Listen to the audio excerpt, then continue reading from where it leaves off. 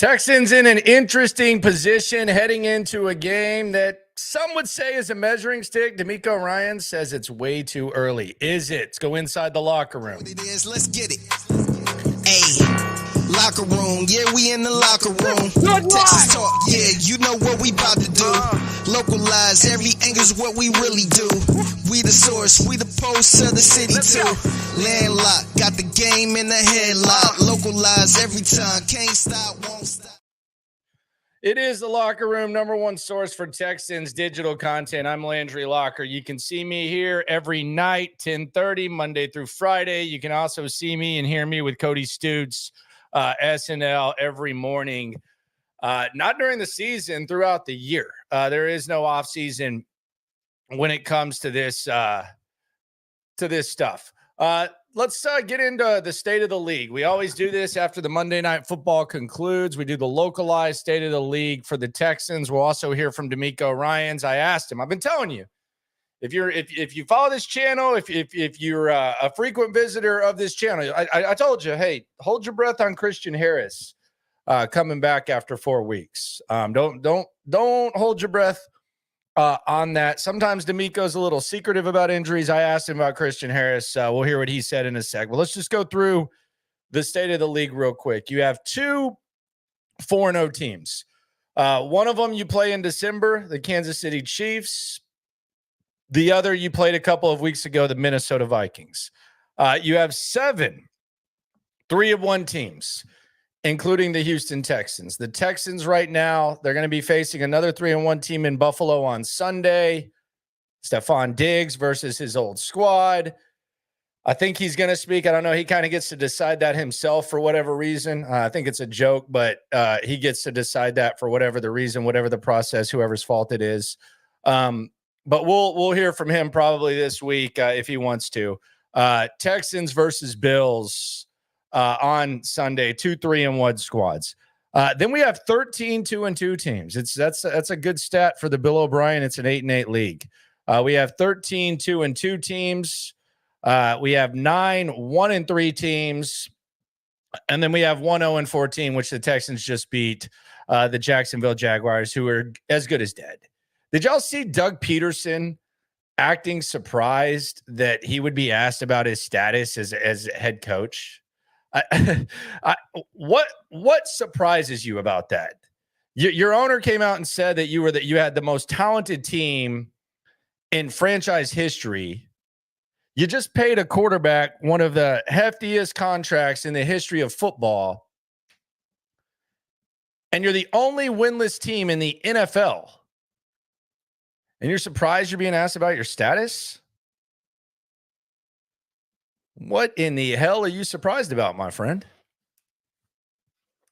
We were saying that before the game. Does Doug Peterson get fired if he loses? What are you surprised about? There's nothing weird about that. I do feel for the guy because I actually think he called a better game than what happened. I think Trevor Lawrence kind of left him out to dry with some of the throws, but you're surprised by that? Really? You're surprised that they're asking about your status when you start out 0-4? When you're 1-9 in your last 10 and you smoked away the division last year, and not even in a good way? That wasn't none of that high grade marijuana called Kush on the streets. Did you know what that was? Me neither. You were smoking swag, man, with the sticks in it. And you're surprised that you're getting asked about your status? I mean, come on, man. And I don't even care that he blames the players. I don't mind him blaming them. But you're surprised? Come on, man. That's an absolute joke. What's going on in Jacksonville is an absolute joke. The other two teams, though, in the AFC South, as we go through the state of the Texans in the NFL and in the division, the other two teams won. Or did they? We'll get into that in a sec. But GC swarming the super chat. You ain't never hate. Swarm. Thanks for asking about Harris. Keep up the great work. Hopefully we can heal guys up and clean up the penalties. it's only getting harder. Yeah, it's only going to get more difficult. I appreciate you. Yeah, the Harris question, again, y'all knew that if y'all been here. But the Harris question was asked, and DeMeco answered. Usually he's pretty secretive about injuries. This one I think is a little different. I mean, I think Christian is going to – if you ask me to bet, just like bet, do you think Christian Harris will play in October? I would have to think long and hard about it. And I would probably lean no. That's just me. Who am I? That's just me. That's just my guess. We'll see. They're going to be very cautious with Christian Harris. I can promise you that. Ain't going to be no rush back, anything like that. They're going to be very cautious with Christian Harris. So we'll see what goes on, but he's damn sure not going to play this week. We'll hear what DeMeco had to say. It's just my guess, Johnny. That's just my guess, man. Another month, really. That's just my guess, my friend. See, there's a double side there. Like there's a double side to this whole thing. Hold on, let me get in the jug.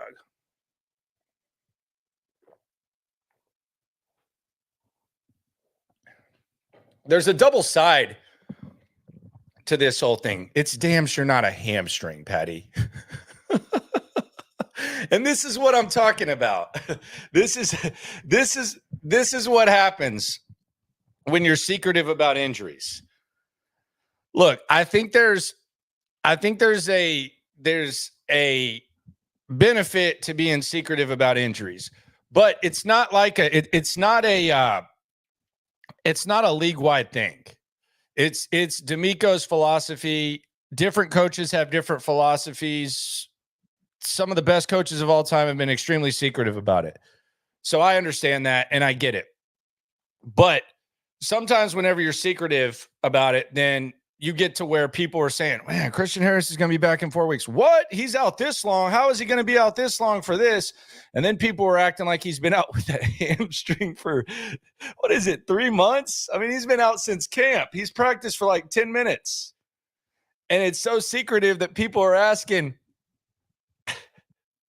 is he have a hurt hamstring for 3 months? I don't know. I mean, I know they can be serious. 3 months? That's just kind of what happens. Yes, Kyle Tuckering this thing. That's what Miller said. Yeah, if you've been in here, I've said, hey, Christian Harris, chill out. That's all I've said. I don't know when he's going to come back. They don't tell us stuff about this. But like if DeMeco would have come out after camp and said Christian Harris had this injury, this happened, and this is how it's going to be a while before we get him back, then people wouldn't be sitting here saying Christian Harris. Maybe it doesn't matter, but we'll see what happens with Christian. Again, I would not bet on October. Maybe that happens. Stranger things have happened. I just wouldn't bet on October. I would damn sure. I would say it's going to be a while before we see Christian Harris. That's just me, for sure. Shout out to all the people. Kevin Smith, former Cowboys cornerback. He's doing the night shift at the locker room. Thank you very much, my friend. Around the division. So the Colts got a win. Anthony Richardson got hurt. Joe Flacco came in. They got the dub. We don't know what's going to happen with Richardson. We know he's not that great when he's in. We know he can't stay in very long. Not a good combination to have. Probably one of the worst combinations you can have. Not good when you're in, not in very often. Not great. They get the dub, though. Shane Steichen might be a good enough coach to where they're quarterback proof, but their ceiling is really low. When you don't have a quarterback, your ceiling is really low. Saw it last year with Cleveland. Flacco magic eventually ran out. Maybe we see kind of a remix of that, but that's where Indianapolis is. So they're 2-2. You lose that game to the Jags, then we're talking about a Texans team that is just a game up on Indianapolis. Or tied, excuse me. Now they're a game up. Then we look at the Titans, the old Oilers, the property of Amy Adams Stank. The worst owner in sports, Amy Adams Stank, the stanky one. The daughter of Bud. They just got to win. And I actually feel sorry for anyone celebrating that win. I actually feel bad for Tennessee for celebrating that win. This was a crappy week for them. You fired Mike Vrabel. You got rid of Derrick Henry. Derrick Henry looked like the old Derrick Henry yesterday in a Baltimore Ravens uniform, which, by the way, do we all remember when the Baltimore Ravens prevented the Tennessee Titans from getting to the Super Bowl? Remember Ray Lewis stripping Eddie George? That was rough. Now, looks like they're rebuilding. Then all of a sudden, they're spending a lot of money in free agency. Gosh Allen, a.k.a. Will Levis, out there just looking terrible. He gets hurt today. Mason Rudolph comes in, and Mason Rudolph leads the dub. And now all of a sudden, it's like, well, maybe we should start Mason Rudolph. To quote one of my favorite movies of all time, and I think one of the top 8 football movies of all time, I'm just going to say this one time to the Tennessee Titans, who are sitting there celebrating the performance of Mason Rudolph. In the words of Jonathan Moxon, I don't want your life.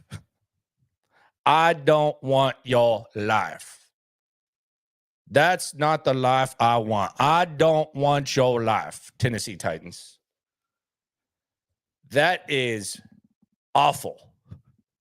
That is awful. That Mason Rudolph is the savior. The crazy thing is, I don't know if they stick with him. But that's where we're at in the AFC South. Even if the Texans lose some games, right now, the quarterbacks in the AFC South are Trevor Lawrence, who Doug Peterson's basically saying sucks, but he doesn't want to come out and actually say he sucks. They're 0-4. They're the only winless team in the entire NFL. Not in the AFC, not in the AFC South. In the entire NFL, the Jags through 4 weeks are the only winless team in the NFL. Andy Dalton, by the way. Andy Dalton and the Carolina Panthers have a win. The Jacksonville Jaguars do not have a single win. Think about that. Daniel Jones and the Giants, they have a win.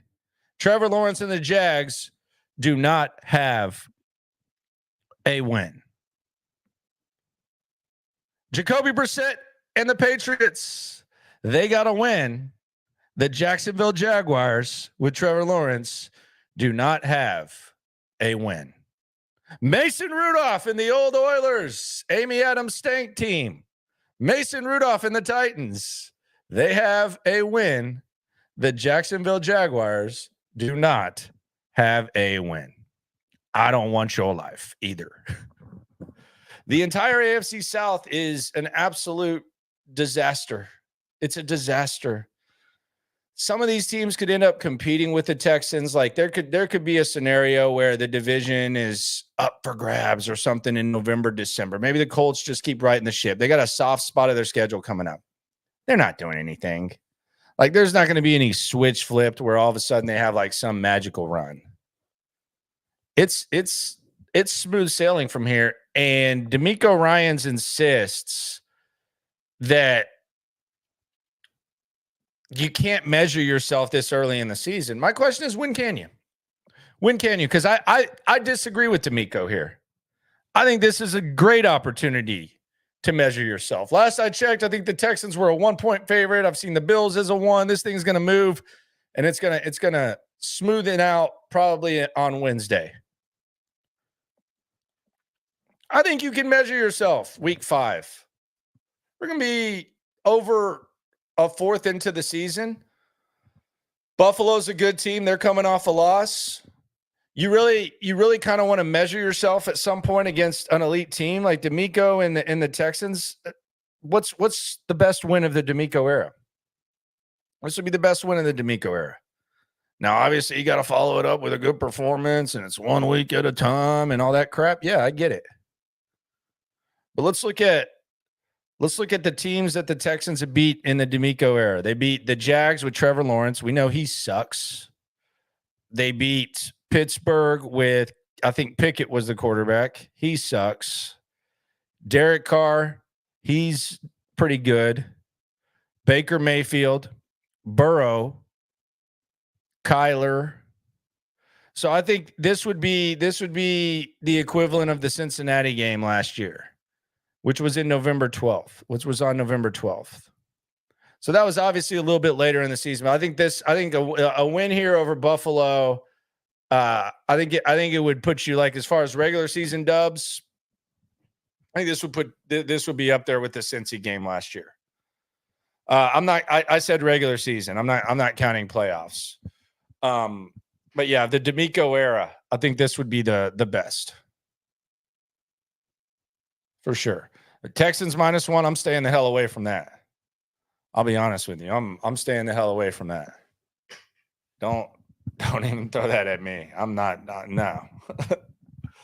Nah, I'm not doing that. Let's hear from DeMeco Ryans. I asked him about Christian Harris.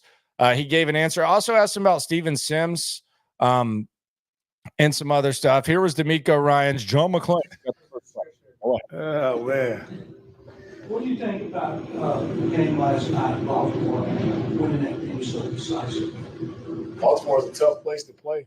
And the Bills have been doing a really great job all year moving the football, being explosive. And, Baltimore is really seem like they have it going. So, tough place to play. We know how that feels going into it. And, not playing your best there always will be a tough place to play. But we know this week, we'll get the Bills' best coming into this week.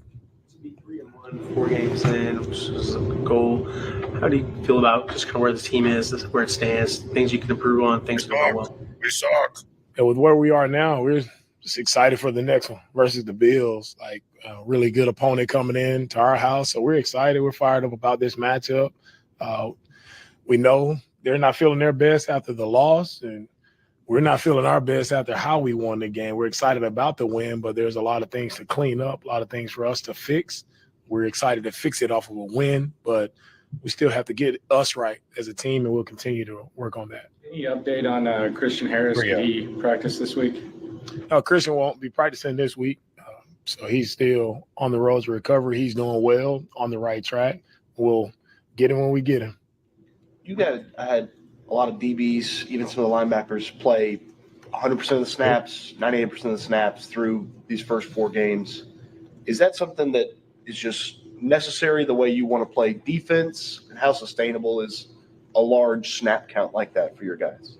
But the snap counts is just a matter of we want our best guys on the field at that time. We know we try to rotate our defensive line as best we can to make sure those guys are fresh in the fourth quarter and being able to rush in those critical moments, third downs when we need them to go get after the quarterback. But with our guys in the back end, our linebackers, corners, and safeties, there's not a lot of rotation going on with those guys. Why you all were successful in the first half, what do you feel like you all did a lot better offensively, particularly also in the running game too? Yeah, offensively, I mean, our offense, we've been explosive. We've been able to move the ball.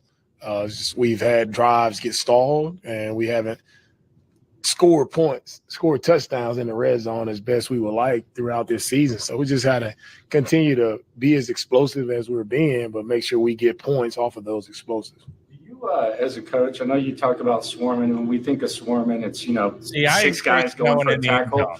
But when you see a running back break away, and it would be easy to just let him go into the end zone, and that tackle leads to a goal line stand. Does that hustle play get extra credit, extra attention in like film studies? I don't think it'll be easy to let the guy go in the end zone from your question, but they can't slow up either. But it's all about effort for us, as I talked about with Kalen. It's all about effort. It's all about finish, and that play just epitomizes what our defense is about, and that's what we're about, effort. You don't want the run to get out like that, but when it happens, great play call by the Jags. They got us on a play, but Kalen's effort and stopping the guy where he stopped him allowed us to have that goal line stand. So that's what we're about, on defense. Where did you see the mentality going? You guys about to pick Buffalo Bills. Buffalo Bills are a team that has consistently been in like that Super Bowl push. And that you guys have very high expectations internally. What's kind of my mentality and approach for a week like this, knowing that you guys do have a team that's been towards the top of the AFC for the past half decade? And go Hardo. Hardo. That really doesn't matter to me. It's like, can we play our best versus our next opponent? Like all of the storylines on the contenders and all, like we're in week 5. Like, let's be the best team in week 5, and that's the only thing that matters, and that's where our focus is. If our focus gets off on anything else this week, and that won't help us on Sunday. So it's about keeping a singular focus, being locked in on the details of the things we have to do. What do you think of Cade Stover's progression, including the block on Stefan's touchdown run and also the 27-yard catch? Cade had a really nice game. First, really nice in the passing game. He showed up, really got an explosive there with CJ. Really nice route, good hands, good finish on the catch. And on Steph's touchdown, he had the touchdown block. Like we talk about finishing it down on somebody, block whoever's in the way. And Stover showed up there. 2 guys left him. CJ were able to get 2 of their defenders to pull out on CJ. And, Cade is right there with a guy coming in to make the play, and he throws a great block. Cade's been doing a really good job blocking. Also, Dalton did a really better job of blocking. Both tight ends blocked really well in the run game. On the second half, y'all had a couple of good first down runs. But by and large, when you run on first down, it's put CJ in a bad hole. What is that? How fired up does the defense get for that? Since you did that, can you face the second, third one all the time? For us defensively? Yeah, when you play defense, did you get excited when it was always second, third one? When you're in those favorable positions, I think as a defense, you want to create negative plays on first down. So the D-line can pin their ears back and really rush their passers. So that's where every defense has that goal of creating negatives. And so you can play second and long, third and long. It's just more predictable with the percentages when you're in those situations. So sometimes whether you run on first or pass on first, it's all about offensively just getting positive yards on first down and trying to stay out of third down as best we can. We had a drive there where we were able to stay out of second down. We got a couple plays where we were first down, moving the ball, pressing forward. And that's where you want to be as an offense. You want to stay out of third down as much as possible. One of the points said, how much do you like when the offense sucks moving the ball on the first 2 downs? How much did you like that as a defensive player? One thing, just going back and looking at some of the film, like you guys did a better job of picking up stunts from from the defensive front. Vandy. We think the biggest reason why the O-line this week compared to other weeks were able to do a better job at blocking some of the stunts. Our O-line got better this week. They did a really nice job of protecting, giving CJ time. So I told them in the meeting, anytime your quarterback can throw for 350 yards, he's not just out there by himself. Like the 5 guys up front did a really nice job of protecting, buying him time to go through his progressions and to make those throws, right? He escaped the pocket a couple times as well, even extending those plays even longer. But, I was pleased with the O-line and what they did, in the passing game. To Stephon Diggs, we talked a lot about his leadership, but was there anything that surprised you about him that he brought to the team that really helped you all, or was it the leadership? For Steph, the thing that I like about what he's brought to our team, he just brings that relentless energy, passion for the game. He loves football, and I've said that multiple times. Like, you see it, the way he practices, the way he plays in the game. Like, he loves ball. He plays with effort. Like, that's all you want. Guys are going to play the game the right way and encourage your teammates and be a great teammate yourself, and that's what Steph does. There you go. Into the first half when you guys were on offense, right after the 2-minute warning, did that go the way you wanted to with timeout usage and ultimately what you were able to get there on that drive? I know you want points, but looking back, did you maybe see an opportunity to have a little bit more time, maybe use another timeout? Yeah, I thought the drive went well. We've done a great job offensively of, finishing the half with the ball and finishing with points. And that's always our goal, right? Finish with points. And that's what we've done. Offense done a great job. We just have to do a better job of coming out in the second half. Is where we struggle. We haven't played well when we've see. I can't get down with this. I think he's very wrong on this.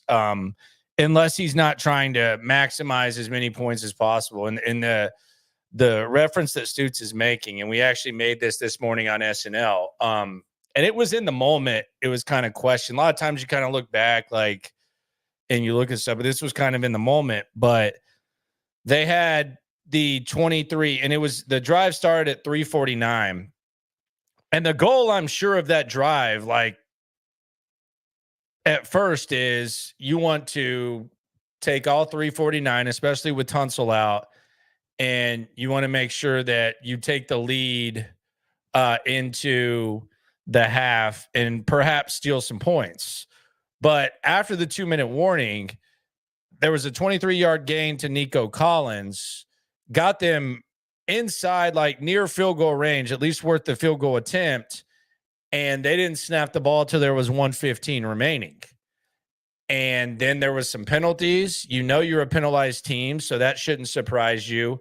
And they ended up getting to the 11-yard line, and they ended up running out of time, and they had to kick the field goal on second down. So that's 2 extra downs, 2 shots at the end zone to get 7 points instead of 3, which would give you, I think, an 8-point lead at the time, which is touchdown and 2-point conversion, which is a big difference than having a 4-point lead, which you ended up losing. They ended up not using one of their timeouts. So I don't know how DeMeco can be pleased with that result. And you can get away with stuff like that against the Jags, but like against Buffalo this week or something like that, you can't do that. So I disagree with DeMeco. When you have 3 timeouts with less than 2 minutes left, you get inside of range, going 45 seconds between plays when you're on the attack. I think it's a bad strategy. And we ended up seeing that because they ended up kicking the field goal on second down. So I disagree wholeheartedly with DeMeco saying that was a good thing. And quite frankly, if they'd have lost the game, you would have heard a little bit of pushback on that. I do think, though, this is something to keep an eye on, because either he's just saying that and they're actually gonna handle it differently and his actions will show it, or we got something to worry about whenever big games come around. Because doing what he did in that situation against a good team, there's a chance that it backfires and there's a chance that it gets kind of more magnified.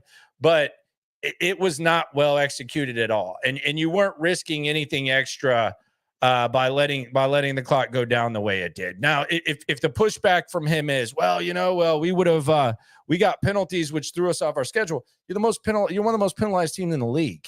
I mean, that should not be something that like surprises you. So I think as soon as Nico got that 23 yards, you call timeout. You probably have about a minute 30, a minute 35, something like that left. Yeah, probably like a minute 40, minute 35 left. So you save like 20, 30 seconds. Then you do what you got to do, and you get to the 11-yard line. You get at least 3 shots at getting 7 instead of 3. So yeah, I don't think that was a good decision by DeMeco Ryans. So I think he's got to figure that one out. Here's more from DeMeco. Offensively or defensively, coming out of halftime, it hasn't been great. So to get the quick 3 and out, that's been our focus. And my focus is where we have to get better is second half. How we starting drives. We're not starting the right way. We're not moving the ball enough there. Go ahead. Coach, how would you assess the first quarter of the season for you on 4 games? For the first quarter of the season, we are where we should be. We're 3-1, and we still have a lot to improve upon. And I'm excited with where we are. We're getting better in certain facets of our game. We're getting better, and that's always the goal of the season. Is can your team continue to progress and get better as the season goes forward? We're not a finished product right now. We still have a long ways to go to becoming a really good football team. That's us handling all the details, all the small things, and being on it. And that's when we'll become better. Any update on Joe Mixon and Tank for this week? Joe and Tank will be day-to-day this week. We'll see how they progress throughout the week of practice. When it comes to like teaching process with CJ's really good at throwing the ball down the field, intermediate. And teams obviously are very aware of that, and that's why you guys are seeing a lot of too high. What's kind of like a teaching process of if it's not there, just check it down and keep the offense on track, versus sometimes letting him do what he does, which is sometimes being able to create and scramble and make plays. What's kind of like that teaching process in that aspect? Yeah, great question. There's no, better example of that than the play with Dare on 3rd and 18, where they're in the too high and, you can't throw the deep ball, right? They're taking away the deep ball. All defenses want to eliminate the explosives, and we've seen more two-shell, more cover two for CJ, and he's done a great job of putting his eyes in the right spot and looking for the explosive, but it's not there, checking the ball down to Dare. That's a great example, and allowing our playmakers to make plays and not always trying to find a big play. Sometimes you just have to take what the defense gives you, and I think that's where CJ has had one of his best games, since he's been here on yesterday, because he took what was there, checked it down. Dare makes a big time play, and we get the chains moving. So it's all about just trusting, right? You want the big play all the time, but if it's not there, it's okay. Survive the play, get it checked down, and let's see what our tight ends can do with the ball. Coach, I apologize if you've been asked this question already. Excuse my tardiness. Daniil said that you all, that when they came to the sideline on yesterday, you had a pretty heated message for them as far as the defense is concerned. What were you seeing at that point to have to give them that type of speech? For me, the energy wasn't there. How we were playing, it just wasn't there. Our play style of how I envisioned our defense playing, it wasn't there. We weren't playing our style, and I did not like the sideline demeanor. I did not like the energy from our defense, and I want to correct it while we still had an opportunity to correct it in game and not wait until the game is over to talk about it, but we had to get it fixed right then. What's the message to Steven Sims after not pretty rough go of it for him yesterday? What's the message, Coach? Sims? For Sims, and for every player, right, you just have to be accountable, and that's the message to everybody. Like, yeah, we all wish we didn't make mistakes with plays, but mistakes happen. You move on. Like, you just move on. We can't go back and correct it. We just move on. Aside from the explosiveness that Josh Allen presents, what do you think makes the Bills dangerous? What makes the Bills dangerous? I think they play complementary football as a team. Like, the offense does a great job of running the ball, the RPO, getting the ball out to their playmakers. They do a great job of keeping drives going, and they score touchdowns when they get, in the red area. So, in their defense play does a really good job of, disguising their coverages. They're very sound. You can tell they're well coached. They're sound, and they play well together. Those guys fly around, smaller defense, but these guys, they fly around, they hit, they play together, and just collectively as a team, they play good complementary football, and I think that's why they've been really good over the past few years. DeMeco, you had 7 explosive plays the first game. You had 7 yesterday. Did you go in with design that way, even though they play 2 deep coverage? Or how many of them were off schedule when Stroud was running around and found receivers 20-year-old? Oh, yeah. We were always looking for the explosives. Most of CJ and Nico connected on a lot of those. I can't remember the number. Nico had at least 5 or 6 of those explosives. And that's that connection that you see. And we want to be explosive. I feel like anytime you get an explosive, you're setting yourself up to score points. So as many explosives as we can get on a drive, we want to do that. So that's always our mindset going in. But you have to earn those, and you earn those explosives in a pass game. You got to be able to try to run the ball to get defenses to kind of get out of the 2-shell, to get the backers to bite up so you can get the explosives and get the ball over the second-level defender's head. Thanks, Coach. Thank you, guys. All right, there you go. Thanks, Coach. Appreciate you, man. The Steven Sims things I think is interesting. DeMeco said he needs to just let it go. I think you got to cut Steven Sims at this point. And look, I saw the Rhino kind of joking around saying Steven Sims going to be waiting for me in the locker room. Look, I'm just being honest, dude. Like, I'm not trying to be friends with these guys. I'm not trying to be disrespectful. We're kind of a voice of the fan. We're a resource for the fan. Old school journalistic ethics and credibility is important, as well as the presentation. So I like to balance that out. So I have no problem saying, if I were in charge of the Houston Texans, and I would say this to Steven Sims, if it came, I'm not like going to go up to him and say, hey, they should cut your ass, bitch. Like, I'm not saying that, but if I was, and we'll probably talk to Steven Sims and see where his mind's at, because it is good to see the human element. But this is just me. If I'm dealing with a situation where one of the best players on my team is hurting the team badly, but he's so good that I can't bench him, and quite frankly, I don't think there's really like a big message that you can send to a guy like Laramie Tunsil. I just don't think it's realistic to happen. So he's not going to get benched. He's going to continue to screw up. And you're kind of in a situation where you can't really do anything about it. It's like the Trevor Lawrence situation with the Jags. Except Laramie Tunsil's better at what he does than what Trevor Lawrence does. But Doug Peterson's not going to come out and bench Trevor Lawrence. He's not going to do that.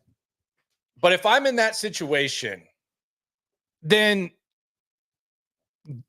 taking Steven Sims off the field is almost like an indirect way of sending a message and lighting a fire under the rest of the team. It's not, you're not doing it to Laramie Tunsil. And I don't know, maybe Laramie Tunsil doing that to Laramie Tunsil, which is stupid to begin with, but it would be counterproductive. But in this situation, I think you're doing it. And I think it's not only just a message, I think it's also just a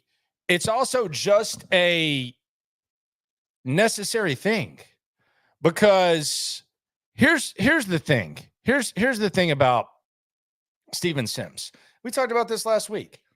At the best case scenario, he's doing very little. We saw the return against the Ravens. That was awesome. Good job. That's cool. But at the very most so far, he's doing nothing. He's catching the ball. That's it. And more times than not, there's a touchback. There's not any extra explosiveness. Okay. So that's his role. And it's not much different than what Robert Woods does. You probably actually feel better about Robert Woods catching the rock. He might actually be a better return man because he doesn't run backwards. Like he's not going to run backwards. He's going to run forwards, maybe get you 4 or 5 yards. That's what Robert Woods is going to do. Do I think that Robert Woods is like going to be an all-pro special teamer? No, but he's at least going to catch the ball. He's going to go forward. So you can make a case that even Steven Sims at his best is not helping you. The other thing is this. Like when it comes to the insurance policy of a roster spot and you only have 48 on game day, let's say that a receiver gets hurt. Let's say one of the receivers gets hurt. Would you rather have Steven Sims or John Mechie out there? And I'm not sitting here saying John Mechie is like elite or anything like that. Who would you rather have? They would rather have John Mechie, because yesterday Steven Sims and John Mechie were active. John Mechie didn't get a lot of snaps, but they used John Mechie more at receiver than they used Steven Sims. Okay, so you have that element of the whole thing. We don't see Steven Sims playing on offense. That doesn't happen. So he's just returning. And if an emergency situation happens, then what's the roster spot about? You talk about versatility. There's not a lot of versatility with Steven Sims. Then you have a situation on defense. I don't know how they're getting away with this.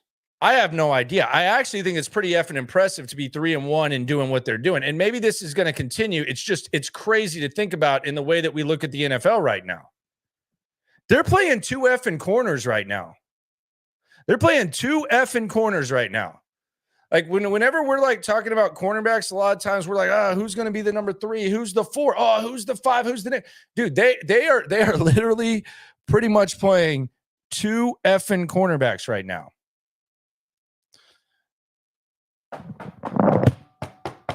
Knock on wood. What if one of those guys gets hurt? What if Jalen Petrie gets hurt? What are they going to do? Are you going to start playing 3 linebackers? Are you going to move a nickel linebacker up there or what? You can make a case that whether it's Bryant, King, whatever, having those guys ready to go is more valuable than having Steven Sims. Desmond King's been a Pro Bowl punt returner before. I know he muffed the punt in the preseason and it wasn't pretty, But Desmond King has been a Pro Bowl return man before. He's also a guy who can go in there and play some defense and play some nickel if you have to figure it out. So it's not a bad thing about Steven Sims. I think Steven Sims is cool. I've enjoyed we talked to Steven Sims last year when he first came up. And I think he should be very proud of himself for making this squad and making this roster. And who knows, maybe they put him back on the damn field. Maybe Steven Sims is like the key to the Buffalo game and he scores touchdown. Good for him. Based on what I've seen though in this short time and based on the limited roster spots and what happened the other day, I don't know what the point of having Steven Sims around. I think those three examples that I just used, I think they are more valuable than the hope that Steven Sims is going to make a play for you. That's just where I'm at on that. That's how I would handle it if I were Nick Caserio. Does that mean we bring him back to the practice squad? Maybe. I don't think if you let Steven Sims go, too many people are going to be dying to bring Steven Sims to the squad. So maybe you can figure something out there. But that's just what I would do. Derek bringing up a point. They get away with safeties over corners because they play so much quarter zone coverage. They do, but I don't even think that they're going to be able to get away with that much longer. I think there's going to be a situation where that gets extremely exposed, especially intermediate when you have Petrie and I just can kind of sense, and maybe it starts this Sunday. I'm kind of still scared of tight ends with this squad. With the Kincaid Knox combo, one of the best in the league. I think that's going to be a little bit of a problem. I don't know that they're going to be able to get away with doing what they're doing. So we'll see how it goes with the Texans, with Steven Sims. The good news is you're in the AFC South and you're right there in the mix. The better news is you got a measuring stick game against the Buffalo Bills, and Bills Mafia is going to be heavy on Sunday. They will be in the building. They will be in the building. Will it be an invasion? I don't know, but they will be in the building and they will be in their seats early and very drunk. So we'll see how that goes. Always fun to watch Josh Allen play football. He's come a long way since the Bills were in town in 2019. Be sure to swarm the like button. Be sure to tune into SNL tomorrow. The big news today, Christian Harris, he ain't going to go this week. If you watch this channel, you already knew that. Mixon and Dell, they could return. That would be huge for the offense. I actually still think there's hope for this offense to be elite, despite the clear holes at O-line and on the O-line. But we'll see how that goes. Defense gotta figure out what they're going to do when it comes to forcing turnovers and tackling the quarterback. But I'm excited for it. I'm really excited for it. It's not a desperate one. You know, we talked about last week, and I think this is just like the storylines that we like to look at. I said it was a big 2 weeks. They've already done the most important thing from these 2 weeks. Worst case scenario, you're 3-2. You're right there in the mix. You're getting guys back. You're going to get DeMeco Ryans back soon. You're going to get Tank Dell back soon. You're going to get Joe Mixon back soon. That's not the end of the world. You're still going to be in first place in the AFC South. If they would have lost this game to the Jags, and they very well could have with some of the mistakes they made, then I think it's a little bit different. But this is just an opportunity. I know DeMeco's not going to say it, but this is an opportunity to measure yourself against a really, really, really, really, really good team and a really, really, really, really good quarterback. We saw it last year. It was a month later with Cincinnati. Was that too early? Like, did it feel like that was too early? I know it was November. Like, is there like a point where it's too early? Because to me, when I saw that game, I said, okay, this team can win some big ass games. Like, this team can win some big ass games. That was the moment where I believed it. I know Cincinnati kind of fell apart. Burrow got hurt, but that was when I started believing, okay, this team, you know, they might not be a Super Bowl contender, but they can make some damn noise. This team can play some big boy football. We already know they can do that right now. They play the biggest of the big, and they got a team that's trying to make a statement. They're trying to kind of pat you on the head and say, "That's cute. You're trying to get on our level. That's cute. We're battle tested. We've done this. You see that guy over there wearing number 1 in y'all's ugly ass home dark steel blue uniforms? Yeah, we don't need that guy. Y'all can have that. Y'all can take our sloppies. Y'all can take that, and we're going to show you that we're still in the top tier that you're trying to get to. You beat Buffalo? I mean, you're going to start looking at things a little bit different. I think this is a massive opportunity. It's not the end of the world if they lose, and there's no real reason to panic because you took care of Jacksonville, but you beat Buffalo. I'll tell you this: 7 days from now, 6 days from now, after the post-game show, after I get back from the stadium, there's going to be a lot to talk about when it comes to that. If they get that dub, I'm not going to minimize that. I can promise you that. I don't give a damn what it looks like.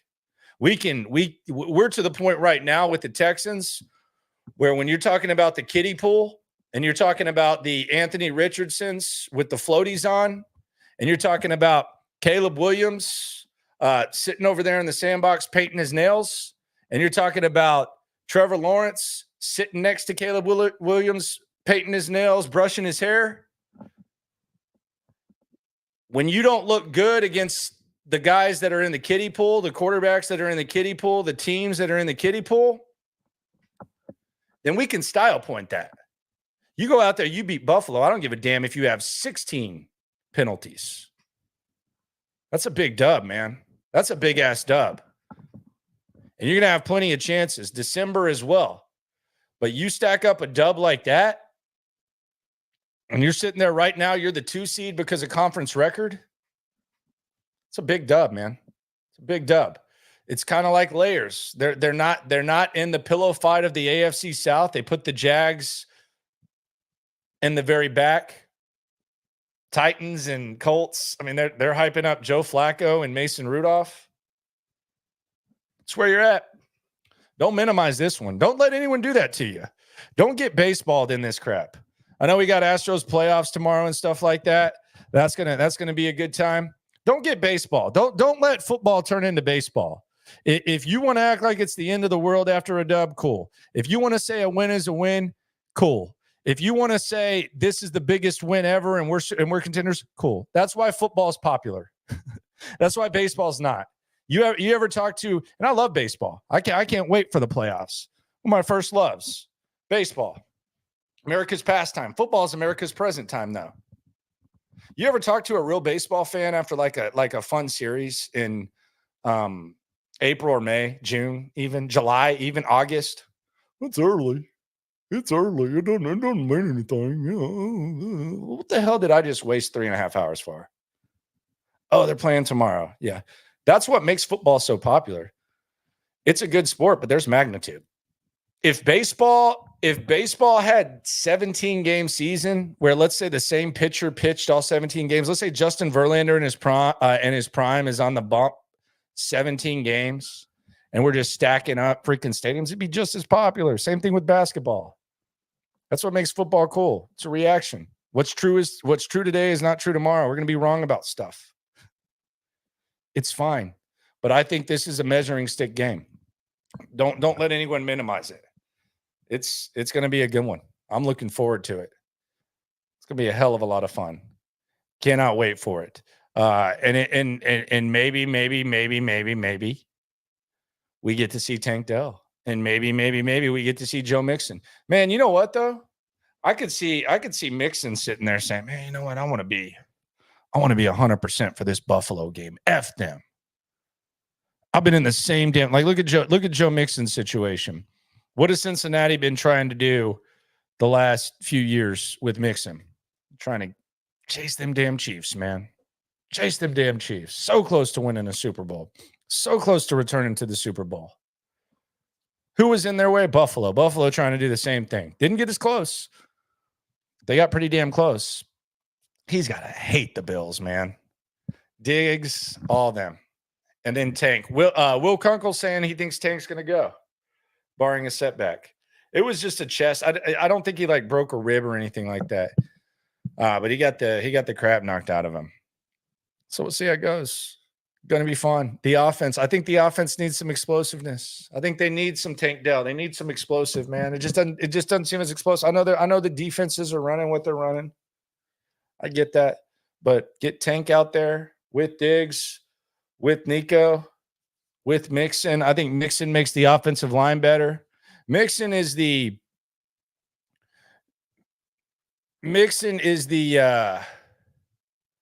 he's the filter to the catfish when it comes to the offensive line. Like, he gives them a filter. It gives them a filter to where they don't look as ugly as they are. Their play. I'm not judging their looks or anything like that. But I'm trying to imagine all five. Nah, I ain't gonna get into that. But we'll see how it goes. It's gonna be fun, man. It's gonna be fun. Don't minimize. This has been the post week 3 reaction. We do this after Monday Night Football every Monday. We're live Monday through Friday at 10:30. We're on the scene every day during practice in SNL with myself and Cody Stutz. He was kind of sick today. I don't know if y'all can tell. He's a little sick. He's kind of coughing and stuff. Hopefully he's healthy. We're going at 9 a.m. tomorrow, 9 a.m. Tuesday through Thursday, and then we'll have the reaction to the final injury report on Friday. Appreciate everyone for rolling through. Be sure to subscribe. Be sure to like. Be sure to swarm, actually, the like button. You ain't never hate. Swarm.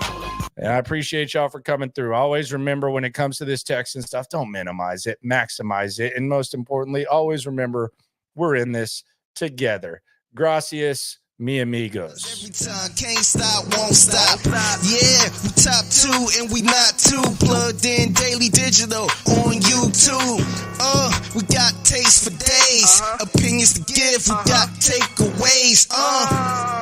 If it's up, then it's up. We number 1. You don't need to try your luck.